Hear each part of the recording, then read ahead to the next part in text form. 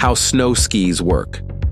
The oldest surviving ski dates from 2500 BC. It was found near Hoting, Sweden, in a peat bog, the sort of environment known for preserving ancient artifacts.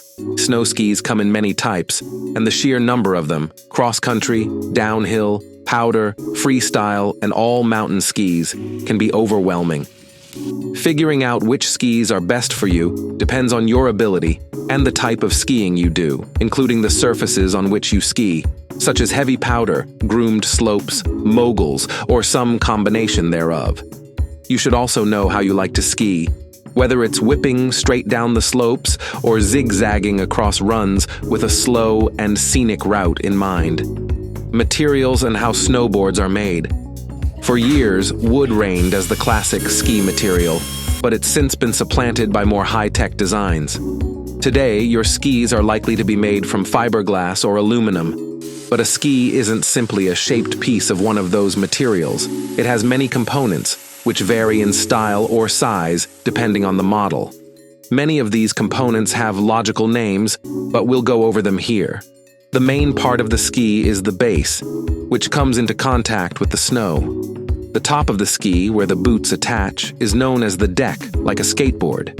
Skis aren't perfectly flat. When you place your ski on the floor of a ski lodge, you might notice a slight gap between the center of the ski and the floor. This gap is known as the camber. Think of it as the arch in your foot. Of course, when you put the skis on and are careening around the slopes and placing your weight on the deck, all parts of the ski do eventually come into contact with snow. But say you're still looking at your ski, unworn, on the floor of the ski lodge.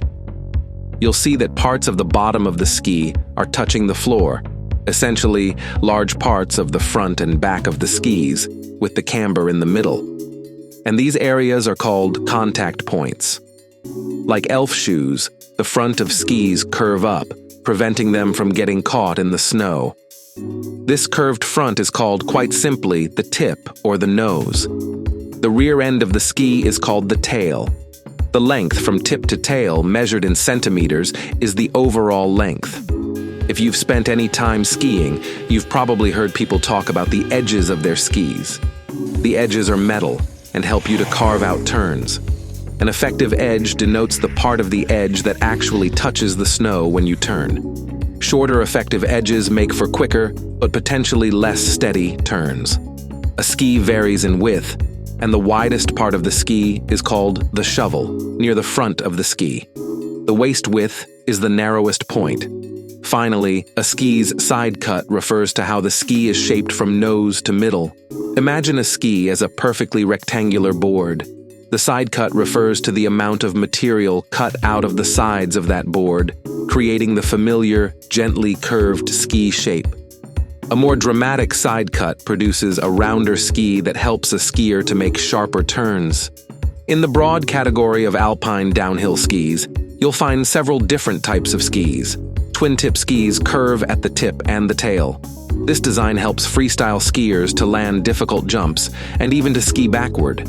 However, twin tips have expanded beyond the freestyle skier market and can now be found in various forms as modified alpine or downhill skis. Snowboarders who switch to skiing also tend to pick them. Among twin-tip skis, two options exist: park and pipe skis and all-mountain skis. There are other important factors in choosing a ski, including flexibility. More flexible skis are ideal for beginning to moderate skiers who don't go very fast and need their skis to be flexible to allow them to make turns easily. Less flexible skis are tougher, making them ideal for difficult conditions, fast speeds, and sharp bone-rattling turns. Finally, you want to consider terrain. Where will you be skiing? In one type of environment or many?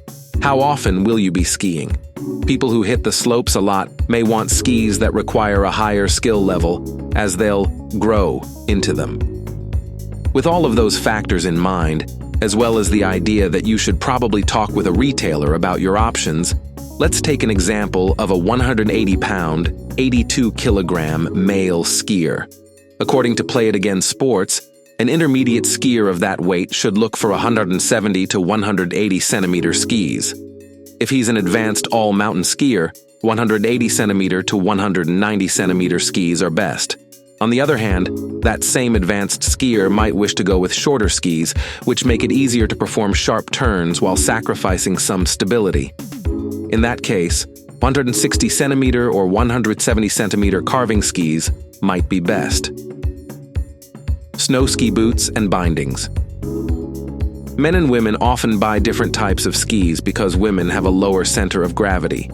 Men tend to lean forward more than women, meaning that men's bindings are placed farther forward on the skis. Women's skis also tend to be lighter, to offer them the same flexibility that men get out of their heavier skis. Most all-mountain skis feature what are known as integrated bindings built into the skis. Such bindings are common for everyone but advanced-level skiers, who often have specific binding needs, especially if they engage in competition. The virtue of integrated bindings is that they are flexible and slightly mobile, which in turn ensures flexibility throughout the ski, even when your boot is in place. Ski boots should provide comfort, warmth, support, waterproofing, flexibility, and a firm link with your ski bindings. A typical ski boot will have a hard plastic outer shell, an inner boot, several clips, adjustments for flexibility, and a power strap that allows you to tighten the top of the boot. A forward lean adjustment permits the wearer to adjust how much he or she may lean forward in the boot. Some boots offer other adjustments, such as a ski walk adjustment, which lets the top part of the boot flex backward, making walking easier. There are two main types of sky boots, rear entry and top entry, with mid-entry serving as a kind of hybrid model. Rear entry boots have fewer clasps, just one or two in total, than top entry boots. Rear entry boots can then be opened wide, allowing you to insert your foot at a shallower angle rather than from the top. Except for the most expensive models, top entry boots usually are considered higher end because they offer superior foot support. When it comes to buying ski boots, you may prefer to try a ski shop, where you can work with an experienced retailer to find the proper fit. It's recommended that you wear wool socks or other thick skiing socks, as you will when skiing. A decent pair of ski boots retails for around $100, while high-end boots can set you back $400 to $600. Still, major sales are common, so after you figure out what you want, hunt around, including online, for a BAR gain. Wishing you good luck and the best experience with your favorite sport. That's all the information that we have for you today.